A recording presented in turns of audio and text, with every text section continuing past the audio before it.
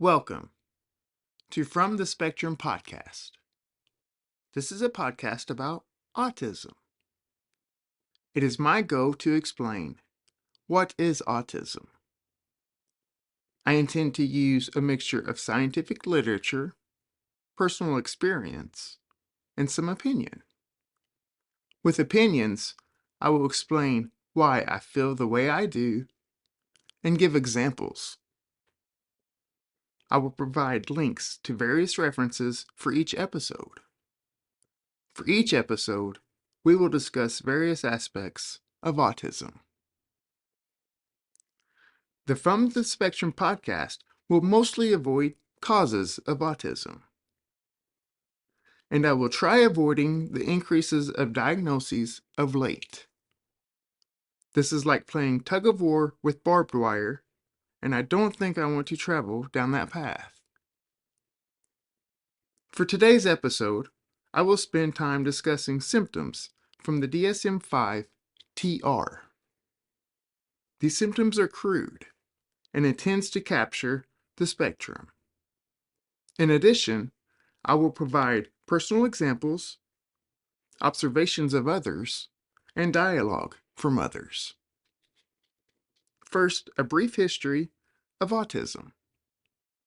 In 1943, Leo Kanner published a paper in Pathology called Autistic Disturbances of Affective Contact. This paper has been cited 17,738 times. This paper begins by mentioning observing these disturbances in 1938. A year later, in 1944, Hans Asperger, from Asperger's syndrome, published Autistic Psychopathy. This is the beginning of the phenomena. Autism is placed in the neurodevelopmental disorders of the DSM-5 TR. Some related disorders within this section includes OCD, which is a cyclical loop in the so-called cortical striatum thalamo circuit, involving the cortex, which is involved with executive functioning, planning, and running models about our world around us. The striatum, which is in the basal ganglia, in the so-called go, no-go area of the brain. The striatum is related to goal-directed motivation and habits that meet movement, motor movement. And the thalamus.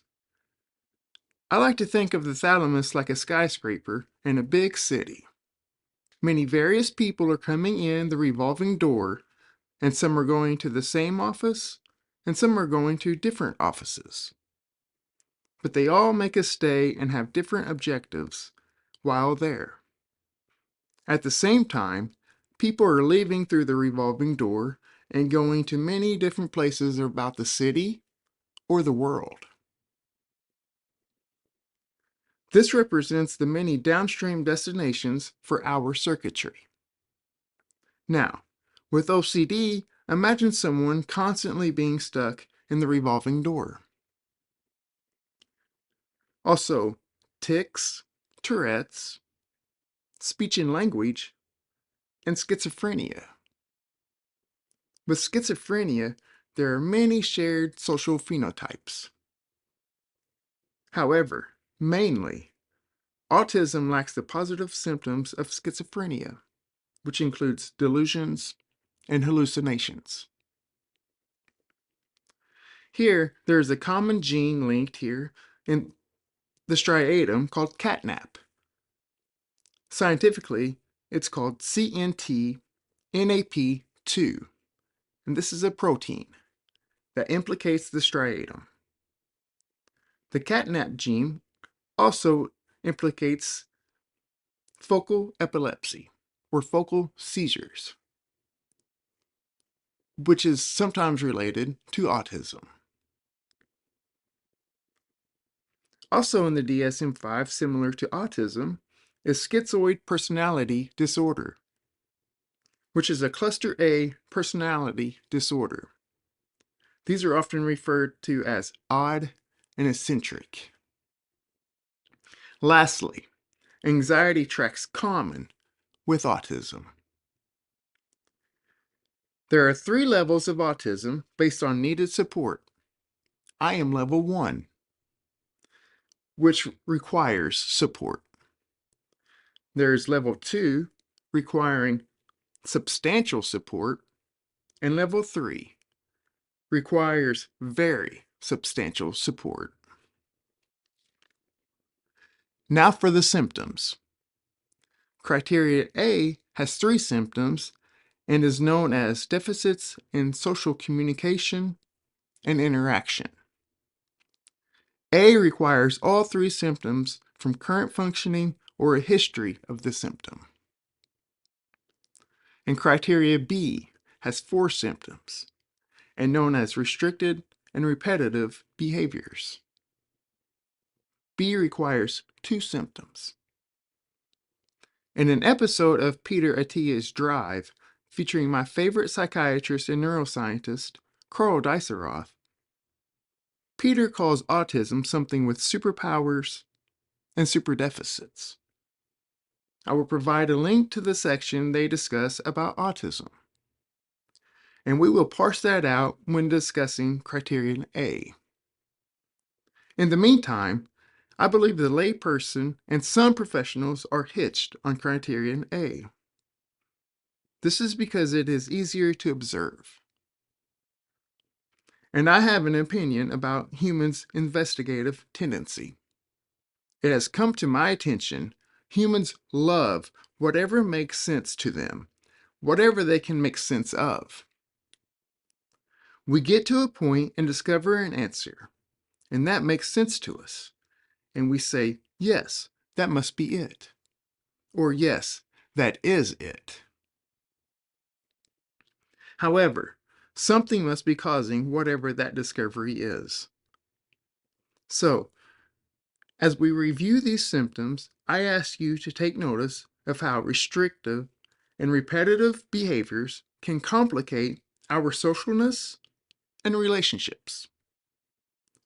The restricted and repetitive behaviors, mixed with a lack of opportunity and ability to understand socialness, causes a vast conundrum, a confusing paradox of socialness. I suspect criteria B causes criteria A. Maybe not entirely, because of some other factors we will discuss later. But a major contributor of the known social phenotype, perhaps all of these things happening in our thoughts and imagination are, or over time, become more and more interesting to us. And this is safer than the outside world. In the Diceroth podcast, Carl mentioned something very interesting to me.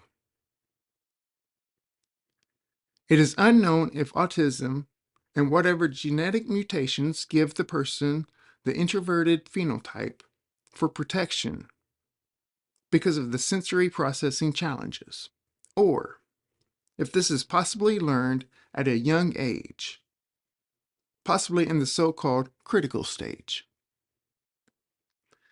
Wonderful as usual by Diceroth. For context, as a psychiatrist, autism is one of his 2 specialties. In his words, described in his book, Projections, he wants to help this underserved population. He also accurately mentions there is no medical treatment for autism. It is my opinion we find our superpowers and do that. Something that might help is increasing the understanding of what is autism. Now let's review criteria B. We will first review B to understand how this could implicate criteria A. I do not feel A can implicate B. Well, besides people interfering with the following symptoms that we so much enjoy. These symptoms are not exhaustive, neither by the DSM or the ones that I add to the conversation. B1. Stereotyped or repetitive motor movements, use of objects, or speech. Anytime you hear stereotypy, it is wrong. Stereotypy or stereotypy suggests purposeless behavior. This is a misnomer.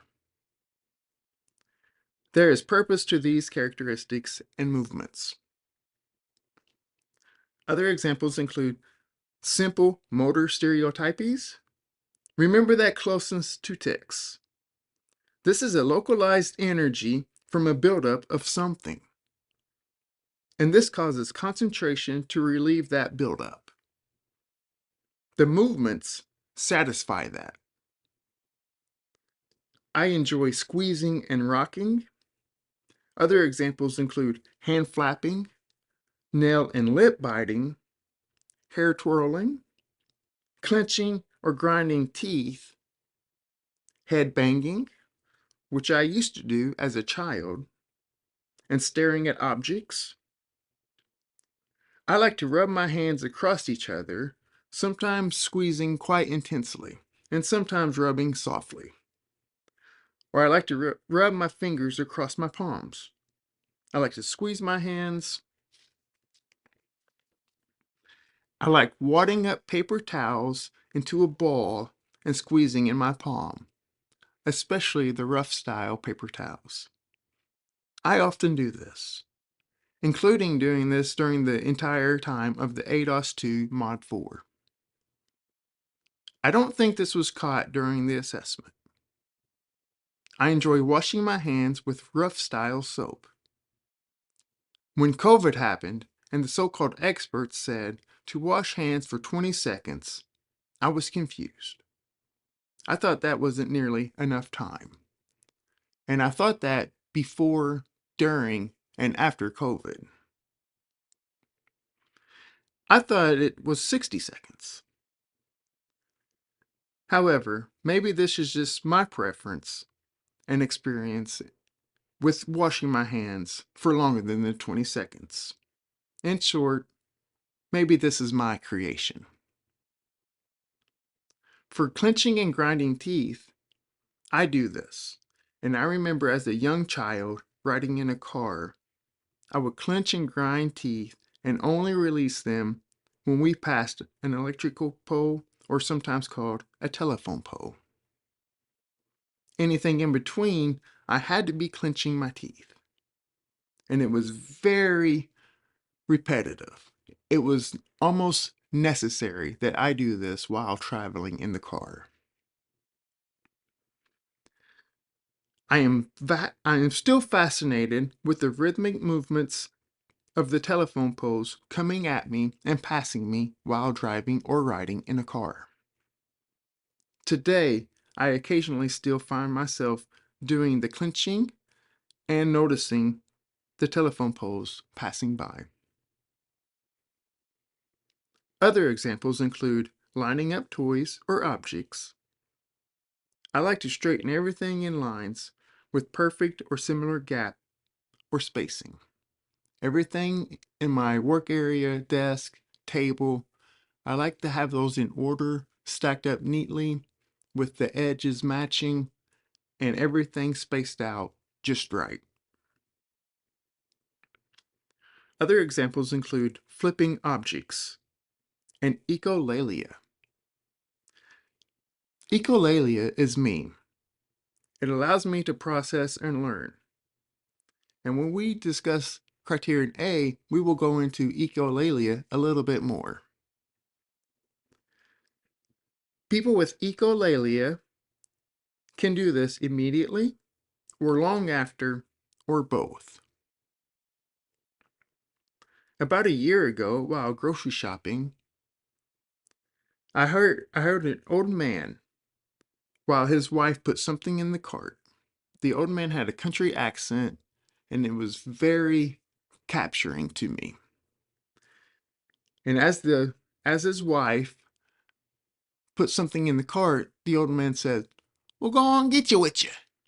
In a very country-like accent. I don't know if it was the accent, the rare use of those words, or just a combination of it. But I was immediately hitched on this, and I said it to myself immediately. By the time I left the store, I must have said it dozens of times, eventually out loud. I went on to say this over and over again for about 6 to 8 months. So much that my 2 teenagers picked up on it and learned it, and they would randomly say it. Until a point, they had enough of it, and they said, "Dad, you can't do that anymore. We've had enough of it." I was reminded of a Seinfeld episode whenever they were doing this silly hello out of the side of their mouth. And eventually, one or two of them just got tired of it, even though one or two of the others still wanted to continue it. People just get satisfied with something, and it's just time to move on. Sometimes with echolalia, it's hard to move on. It's almost like that cyclical loop. Now, B2, which is insistence on sameness, inflexible adherence to routines, or ritualized patterns of verbal or nonverbal behavior. Examples include extreme distress at small changes, difficulties with transitions, rigid thinking patterns, which suggest no gray areas. Gray areas to me are complicated, unnecessary, and introduce many forms of interpretations. People with autism or autistics, we are very literal. We need context. We enjoy the context and structure. We have a strict obedience to rules, especially our own set of rules. Remember our routines. This is what works for us. For those wondering, if you have something to say to us, just say it. You don't have to beat around the bush or introduce it in gray areas. Just say it. We also have a tendency for perfectionism. Replaying events and conversations, we can overthink and overanalyze. This is a great source of anxiety, and how this trait implicates social life. Also, we miss sarcasm and humor. I tend to think about others in that, let me have it. You won't touch the degree of critic that I will have on myself, or likely that I already have had on my life, or on myself regarding whatever it is, topic, discussion, subject you want to talk about. Often, when people approach us for something wrong, we have already analyzed it and exhausted it. I ask you to consider that degree of pressure we have to fit in or adhere to those created social norms. Now we can consider how our routines are preferred and entangled in us, in our nervous system, either from birth or learned from experience at that early age. However, I suspect this allows me to live like B-movie, which is a sense of a superpower. About 10 or 15 years ago, an animated movie came out about bees called B-Movie. And it featured Jerry Seinfeld playing the main character. And he had a real close friend. They were adolescent in the movie, about to graduate high school or just graduating high school. And Jerry was discouraged about the life within the beehive. Everything was the same every day, and it operated with extreme efficiency. I don't think he liked that routine. And he wanted to do something different. As Jerry and his buddy B were talking, the camera panned out and it showed thousands or 100,000s, possibly a million bees buzzing around in extreme efficiency at high pace and such a perfect synchrony. And as soon as I saw that, I thought, this is how I live. This is how I view things, my sensations. And autism is essentially a sensory processing disorder. However, this allows for great efficiency and routine, and we eventually prefer that. Also, this suggests less room for negotiating with myself. I see it, I see the pictures and movie is flowing in my head, then I can overanalyze it and plan it and do it. I am very precise with my planning. I know the exact details. I will exhaust this out in my brain to perfection. However, sometimes, because how unpredictable the world is, especially from a social context, life doesn't work like that. Here, I am speaking about other people or situations complicating those plans or routines. Other symptoms include greeting rituals, a need for same route or travel, need for same foods every day. Oftentimes, people will prepare several items or sides for a meal, and this has always been strange to me. I don't quite understand it. I love the same clothes. I have several of the exact item. If it makes sense, it makes sense. I have severe B2. For me, this dampens my ability in socialness and certainly building and maintaining relationships. B3. Highly restricted, fixated interest that are abnormal in intensity or focus. First, dissecting abnormal. This suggests this can be a superdeficit.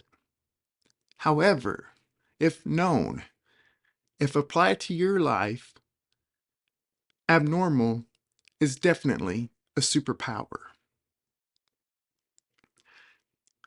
This makes commitment nearly impossible in the social world, certainly challenging.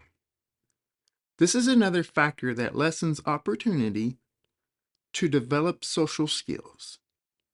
A component with commitment is worrying about an out. And will the relationship interfere with our time alone, our time for our interest, the things that we would prefer to be doing? Also, I struggle with how easy others can act how they do. And what do I care about other trivial factors of their life? I don't mean this to be rude, it's just there are many other things more interesting to me. Other examples include a strong attachment to or a preoccupation with unusual objects. Unusual is a poor use of information. To me and others, it is a form of removing our interest so we can act more like you. Not interested. I think do better. I think that decision of using unusual is a hallmark example of someone or some people injecting themselves in what they consider normal, abnormal, or unusual. Find your superpower and do that. Another example is circumscribed or persevative interest. This is just repetitive behaviors. I am happy to provide a link to an episode from The Autistic Woman called Meet My Autistic Brain.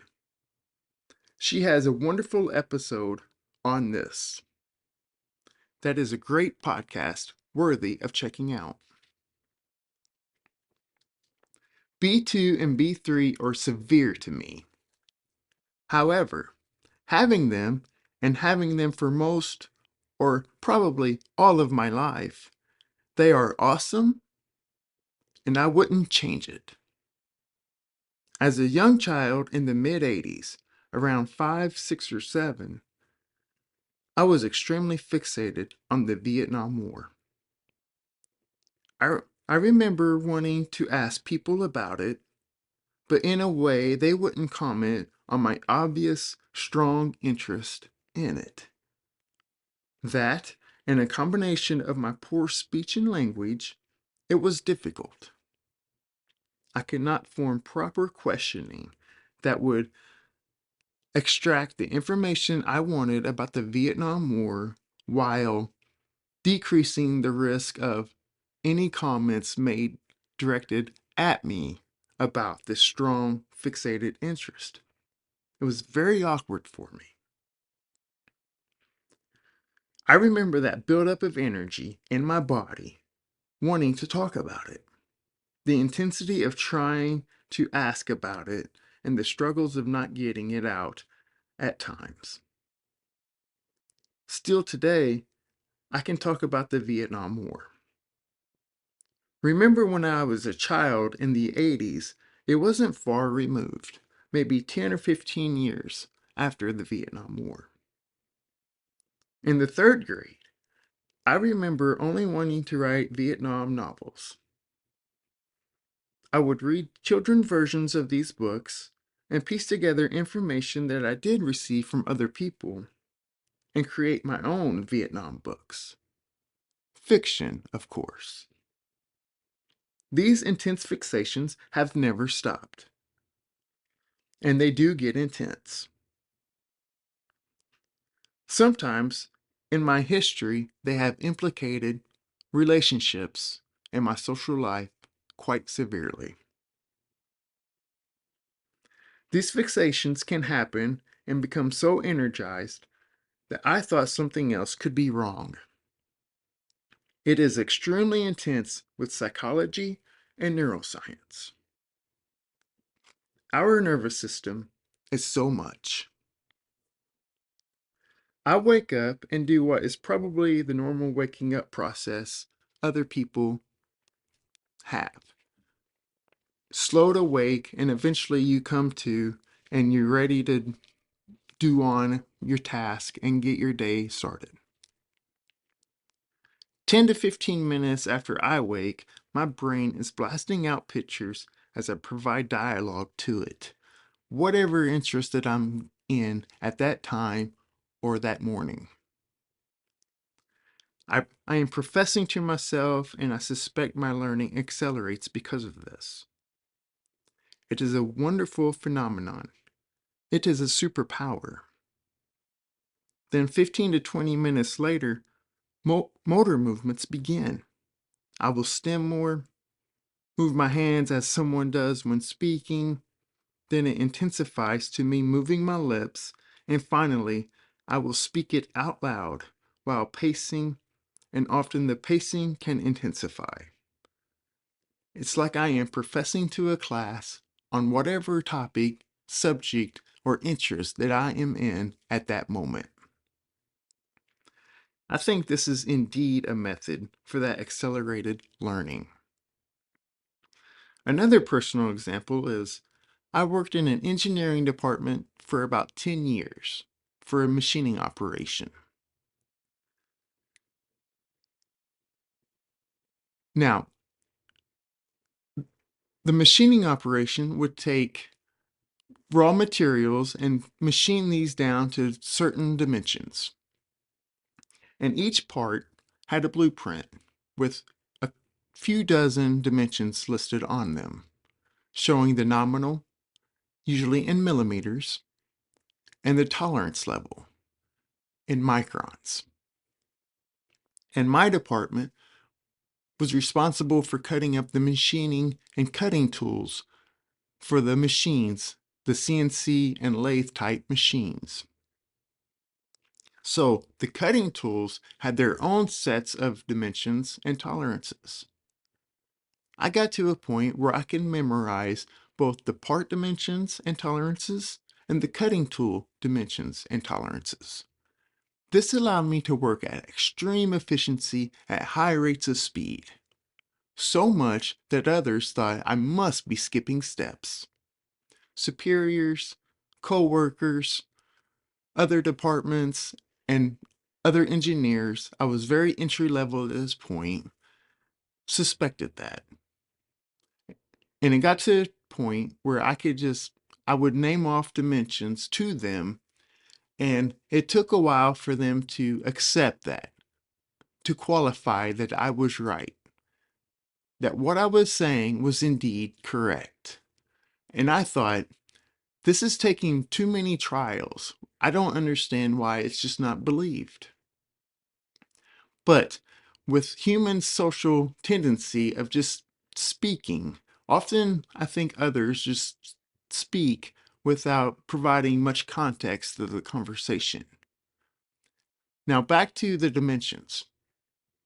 It took too many trials, and I'm not the type of person, nor are other autistics or people with this social phenotype, to just say stuff, just to be saying stuff. This was very odd and a good example of how our superpowers aren't quite accepted, or they take longer to accept than what they should. However, this allowed me to work at that great efficiency, and I eventually made promotions, a few different promotions while working for this. This company is a very tall corporation, meaning there's layers into the hierarchy. There are many layers to the hierarchy, and I worked my way up quite a bit and had a decent job. In a future episode of From the Spectrum podcast, we will go into the anxiety and just the social exhaustiveness of the outside world, and including employment. Employment is very difficult. Lastly is B4, which is hyper or hyporeactivity to sensory input or unusual interest in sensory aspects of the environment. Apparent indifference to pain and temperature. Adverse response to specific sounds or textures. Excessive smelling or touching of objects. Visual fascination with lights or movements. This sensory input is it. This complicates socialness and eye contact. If you know, you know. Meaning, if this is you, you know. If this is not you, then you don't know. Visual sensations are like watching TV in fast forward, maybe 2.5 or 2 times speed. This is a wonderful example of superpower and superdeficit. So what? Socialness is hard, and making eye contact is hard. It's hard to keep up with. Socialness and eye contact are two different things. I am talking about superdeficits here. Before I continue, I will say this. Eye contact, as a component of socialness, is a very human thought and creation, meaning it doesn't impact the conveyance to me.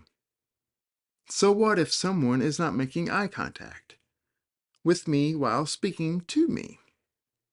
Speech and language, or speech and language and eye contact?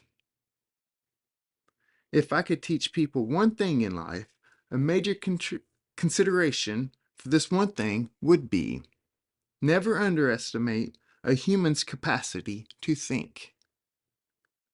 How is that relevant here? That's a good question. It is relevant because as the receiver processes the spoken information, the receiver, at some point, you make a decision that the speaker isn't making eye contact, and therefore the message or the spoken words are implicated. But are they? Or is that created by the receiver? The eyes are for image forming and non-image forming parts of our biology. The ears are auditory. This suggests the use of eye contact is needed for conveying speech and language, and that is created from human thought. Questions or comments, please reach out. However, as I mentioned earlier about superpowers and superdeficits, these visual inputs, along with other sensations, provide opportunity for extreme efficiency. It allows opportunity for increased processing and visualized thought and seeing things in real time and prior to things happening. You might often hear about pattern seekers or pattern thinkers with autism. So if you think about visual thinkers and pattern thinkers, think about those hyperconnected sensory processes. After all, it seems autism is simply a sensory processing phenomena. And I like that. In some cases, or maybe most cases, autism spectrum disorder can be considered autism spectrum phenomena.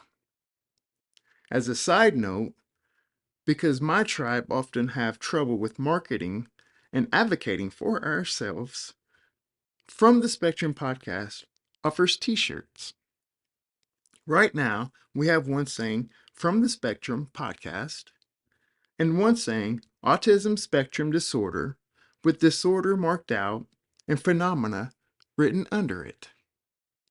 Look out for more information on these. Now, mostly I have talked about visual sensations. Mainly humans have a dynamic visual system. The eyes are indeed brain. The eyes are not an independent connection to the brain, and we certainly use the eyes to navigate the world. Now, as mentioned with B2 and B3, I have severe B4 as well. As we wrap up today's episode on criteria B, I asked you to understand how these symptoms implicate our ability to socialize and build and maintain relationships.